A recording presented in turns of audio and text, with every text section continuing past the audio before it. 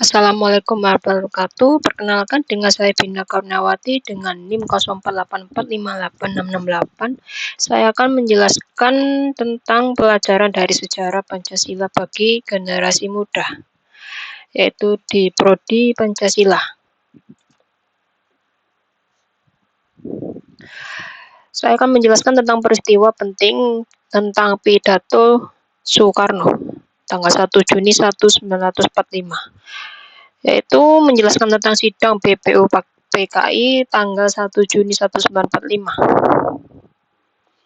Dan I.E. Soekarno menyampaikan pidato tentang dasar negara Indonesia Merdeka.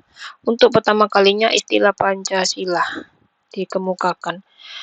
5 dasar usulan yaitu kebangsaan Indonesia, yang kedua internasionalisme atau kemanusiaan, yang ketiga mufakat atau demokrasi, yang keempat kesejahteraan sosial, dan yang kelima ketuhanan. Maksud dari peristiwa ini saya akan menjelaskan secara singkat tentang penjelasan pada hari terakhir sidang pertama BPU PKI 1 Juni 1945. Soekarno menyampaikan pidato yang kemudian dikenal sebagai lahirnya Pancasila. Dalam pidato itu, Soekarno merumuskan 5 asas yang diajukannya sebagai dasar negara Indonesia, yang kemudian dikenal sebagai Pancasila. Pidato ini menjadi titik tolak filosofis bagi konstitusi negara. Kita akan next. Ya, ini kita akan menjelaskan tentang nilai Pancasila yang tercermin. Yang pertama adalah ketuhanan yang Maha Esa, yang artinya pengakuan spiritualitas bangsa. Yang kedua, kemanusiaan adil dan beradab, yang artinya adalah menghormati martabat manusia. Yang ketiga, persatuan Indonesia, yaitu artinya sebagai mengatasi perbedaan suku dan agama. Yang keempat adalah kerakyatan dan musyawarah, yang artinya mengutamakan dialog dan mufakat. Dan kelima, keadilan sosial, yaitu yang dimaksud adalah kesejahteraan bersama. Saya akan menjelaskan tentang nilai Pancasila yang tercermin dari peristiwa ini. Yang dimaksud ketuhanan yang Maha Esa itu seperti Soekarno memasukkan dimensi spiritual bangsa Indonesia sebagai bangsa yang berketuhanan. Yang kedua, penjelasan tentang kemanusiaan yang adil dan beradab, maksudnya penekanan pada martabat manusia dan rasa kemanusiaan. Dan yang ketiga adalah persatuan Indonesia, yaitu pentingnya persatuan di tengah keragaman suku dan agama. Dan yang keempat, kerakyatan yang dipimpin oleh hikmat kebijaksanaan dalam permusyawaratan perwakilan. Yang dimaksud adalah gagasan menghargai musyawarah sebagai metode pengambilan keputusan. Dan yang kelima, keadilan sosial bagi seluruh rakyat Indonesia, yang dimaksud adalah orientasi pada kesejahteraan dan keadilan sosial. Kita akan next. Kita akan mempelajari tentang pelajaran untuk generasi muda. Pelajaran yang dapat diambil seperti persatuan di tengah keberagaman. Yang kedua, musyawarah lebih utama dari konflik. Dan yang ketiga, keadilan sosial dan empati. Dan keempat, gotong royong dan toleransi. Pada pelajaran yang dapat diambil pada intinya adalah persatuan dan kebinekaan lebih kuat bila didasari saling menghormati. Dan musyawarah dan dialog adalah alat menyelesaikan masalah di ruang publik, bukan kekerasan atau polarisasi. Dan yang kelima, keadilan sosial menuntut ke generasi muda peduli terhadap ketimpangan, bukan hanya urusan individu, tapi juga tanggung jawab kolektif. Dan yang kedua, etika dan kemanusiaan, yang berarti kegiatan sosial dan politik harus menghormati martabat manusia. Dan next, kita akan menjelaskan relevansi saat ini. Yang pertama adalah gunakan media sosial dengan bijak. Dan yang kedua, hindari ujaran kebencian. Dan yang ketiga, jadilah generasi kritis dan beretika.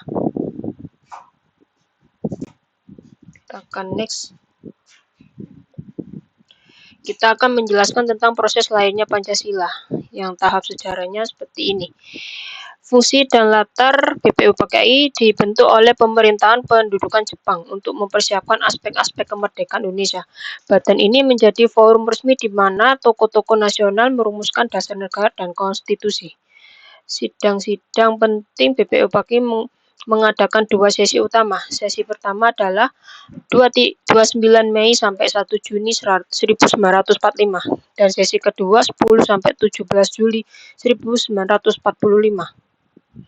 Pada sesi pertama itu muncul diskusi tentang filsafat negara dan pidato Soekarno pada 1 Juni 1945. Dan yang kedua adalah Piagam Jakarta. Piagam Jakarta ini saya bicarakan secara singkat.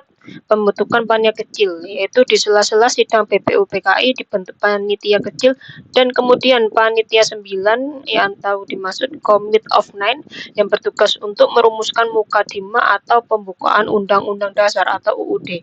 Dalam pertemuan panitia 9 pada tanggal 22 Juni 1945 disusunlah dokumen yang dikenal sebagai Piagam Jakarta.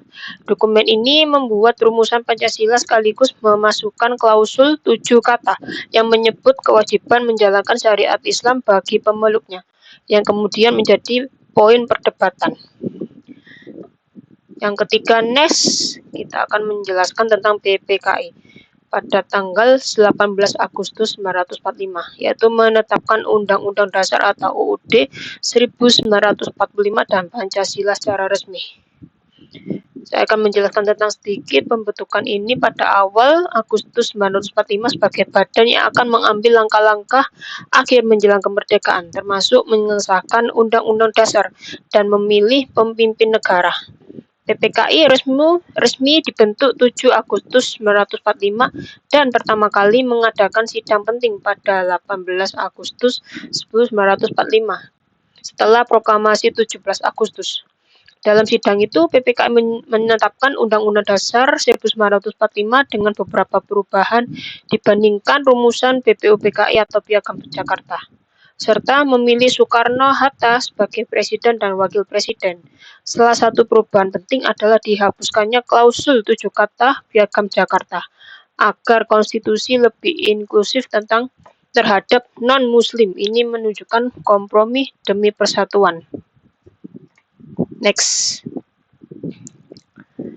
yaitu antara makna saya akan menjelaskan tentang makna Piagam Jakarta, yaitu hasil Piagam Jakarta itu adalah hasil kompromi tokoh Islam dan nasionalis. Dan yang pertama, sila pertama awalnya berbunyi kehutanan dengan kewajiban menjalankan syariat Islam bagi pemeluknya. Dan yang kedua diubah menjadi ketuhanan yang Maha Esa. Yang ketiga adalah maknanya jiwa toleransi dan persatuan bangsa. Next, peran PPKI setelah proklamasi, yaitu PPKI mengesahkan Undang-Undang Dasar dan rumusan final Pancasila dan Presiden Wakil Presiden Soekarno-Hatta dan menegaskan Pancasila sebagai dasar negara yang sah. Relevansi nilai Pancasila saat ini. Tantangan zaman adalah intoleransi dan polarisasi, yaitu yang dimaksud dengan terapkan nilai persatuan dan kemanusiaan. Yang kedua, disrupsi digital. Gunakan etika tanggung jawab sosial. Dan yang ketiga, krisis moral hidup. Yang ketiga adalah hidupkan semangat gotong royong. Ya, pesan untuk generasi muda ini, jadilah penggerak dialog, bukan provokasi. Gunakan musyawarah dan argumentasi berbasis fakta. Kembangkan empati dan aksi sosial. Keadilan sosial bukan sekadar kata, tunjukkan lewat karya nyata. Seperti volunteer, advokasi, inovasi sosial. Pelihara identitas nasional yang inklusif, hormati perbedaan agama, suku, dan budaya. Itu kekuatan, bukan kelemahan. Gunakan teknologi dengan bijak, lawan hoaks, bangun literasi digital. Teknologi harus memperkuat, bukan merusak nilai-nilai Pancasila. Sekian dari saya, dari presentasi. Assalamualaikum warahmatullahi wabarakatuh.